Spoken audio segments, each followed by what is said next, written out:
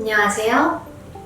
동경한의원 김예진 원장입니다. 오늘은 자반증 치료에 대해 이야기해보려 합니다. 자반증은 피부에 붉은 반점이 나타나는 질환으로 외관상 불편함 뿐만 아니라 통증이나 가려움증을 동반할 수 있어 일상생활에 영향을 줄 수 있습니다. 이번 영상에서는 자반증의 정의와 증상, 다양한 치료 방법에 대해 자세히 알아보겠습니다.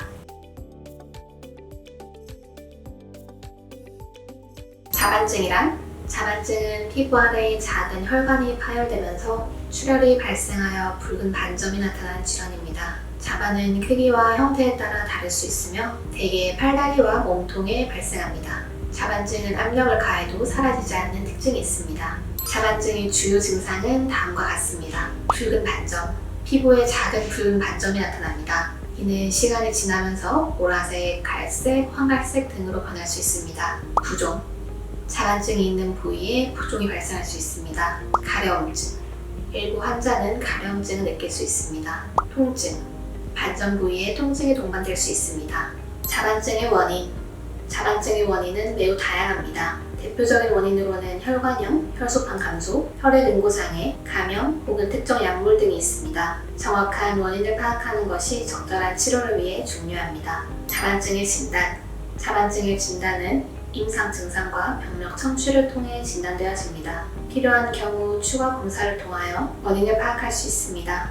혈액 검사로 혈소판 수치, 혈액 응고 상태, 염증 상태 등을 살펴볼 수 있습니다. 피부 생검은 피부 조직을 채취하여 현미경으로 관찰하는 검사입니다. 소변 검사는 심장 기능을 확인하기 위해 소변을 채취하여 소변 검사를 실시합니다.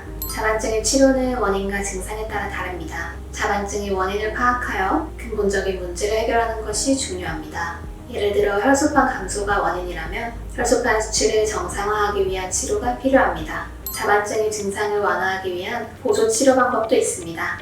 첫 번째, 냉찜질은 붓기와 통증을 완화하는 데 효과적입니다. 하루에 여러 번, 한 번에 20분 정도 실시하는 것이 좋습니다. 보습제 사용, 피부를 촉촉하게 유지하기 위해 보습제를 사용합니다. 이는 가려움증을 완화하고 피부 건강을 유지하는 데 도움을 줄 수 있습니다. 생활 습관 관리, 자반증의 재발을 막기 위해 꾸준한 생활 관리가 필요합니다. 다음은 자반증 관리와 예방을 위한 생활 습관 팁입니다.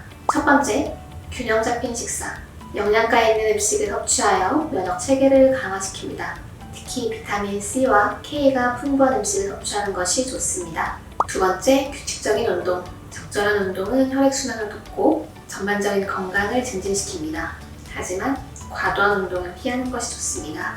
세 번째, 스트레스 관리. 스트레스는 면역 체계에 영향을 미치므로 적절한 휴식과 이완 기법을 통해 스트레스를 관리합니다. 네 번째, 개인 위생을 철저히 하고 감염을 예방하기 위해 손을 자주 씻고 감염 위험이 높은 곳은 피하는 것이 좋습니다. 오늘은 자반증 치료에 대해 알아보았습니다. 자반증은 다양한 원인으로 발생할 수 있으므로 증상이 나타나면 반드시 전문의의 진료를 받는 것이 중요합니다. 조기 진단과 적절한 치료가 자반증 관리의 핵심입니다. 감사합니다.